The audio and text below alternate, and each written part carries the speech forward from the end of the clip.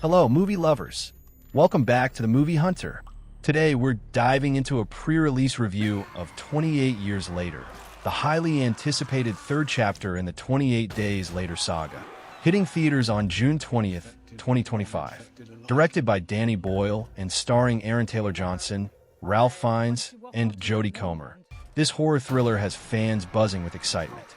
Let's hunt down what we know so far and what to expect. Before we get into the details, I'd love your support for the Movie Hunter. Please hit that like button and subscribe. It means the world to me. Thanks for joining the hunt. 28 Years Later picks up nearly 3 decades after the rage virus outbreak that kicked off in 28 Days Later. Directed by Danny Boyle, with a script by Alex Garland, who also penned the original. This sequel brings back the gritty, terrifying vibe that made the first film a horror classic. The story follows a group of survivors living on a small island off the British mainland, connected by a heavily defended causeway. They found a way to survive amidst the infected, but when one of them, played by Aaron Taylor-Johnson, ventures into the dark heart of the mainland on a mission, he uncovers secrets, wonders, and horrors that have mutated not just the infected, but the other survivors too. The cast is stacked. Jodie Comer, Ralph Fiennes, and Jack O'Connell join Taylor-Johnson, promising intense performances. The buzz around this film is electric, especially after Boyle and Garland's track record with 28 Days Later, which revolutionized the zombie genre back in 2002. The trailer, described by Rotten Tomatoes as haunting, features a 1915 recording of Rudyard Kipling's poem Boots, read by Taylor Holmes, its repetitive rhythm adding a chilling psychological edge.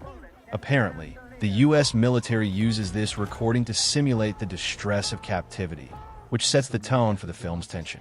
Shot on iPhones with custom lenses, per Variety, the visuals are raw and immersive, blending Boyle's kinetic style with a fresh, modern edge. This is the first of a planned trilogy, with Cillian Murphy, who starred in the original, returning as an executive producer and possibly in a cameo. Fans are already speculating after his cryptic comments to Variety about being involved.